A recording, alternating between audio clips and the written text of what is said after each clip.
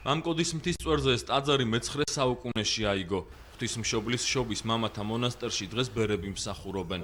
თბილისთან ახლოს ამ ისტორიულ ადგილს თავის დროზე დავით აღმაშენებელიც ხშირად სტუმრობდა. ტაძრის წინამძღვარი დღეს იმ ლეგენდაზე საუბრობს, რის გამოც ადგილს მამკოდა დაერქვა. სახელი მამკოდაც გადმოცემით, ხალხური გადმოცემით დავითთან არის დაკავშირებული ერთ-ერთი ბრძოლის დროს აქ ხშირი ბრძოლები იყო თუმი ამ ადგილზე და ხალხი მოწყვიტეს ბევრი და დავითმა როდესაც ნახა ეს ხალხის შეჭრა გული დამიკოდაო ხალხის შეჭრება. მამკოდის მამათა მონასტერში ღვთისმსახურება დილის 6 საათზე იწყება. გამთენიისას ტაძარში წირვას 2 ბერი და 3 მორჩილი ესწრება.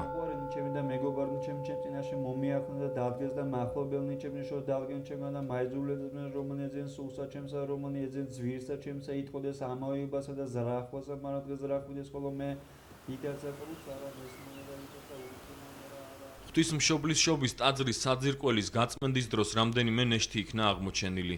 წინაპრების ნაწილები დღეს ამ საძვალეში განისვენებს. შიგნიდან ესე დავინახე ჩემი თავი რომ მე მონასტერში უნდა წამოსულიყავი. უფალმა მაგისის მომცა ძალა და იმის ნებაყოფლობაც რომ აქ მოსულიყავი მე. და დღესდღეობით აღარ და ყველაფერი უფლის ნება რა როგორ იქნება. ღვთის წყალობით ყველაფერი. მამკოდის სამონასტრო კომპლექსი რამდენიმე ტაძარს აერთიანებს. კომუნისტების დროს შეწყვეტილ და განადგურებულ კომპლექსს დღეს ბერები საკუთარი ხელით აშენებენ. 1924 წელს აქ კომუნისტებმა აფეთქეს ეს ტაძარი და იმის მერე შეწყდა აქ ღვთისმსახურება. სულ ადრე იყო აქ მამათა მონასტერი, მერე დედათა მონასტერიც იყო. მე რა თქმა უნდა კომუნისტების დროს შეწყდა აქ ღვთისმსახურება და ეხლა უკვე რამდენიმე წელია უწმინდესის ლოცვა კურთხევით არქიმანდრიტის სიმონი სოხაძე აქ წინამძღვრად დაინიშნა და მოღვაწეობს.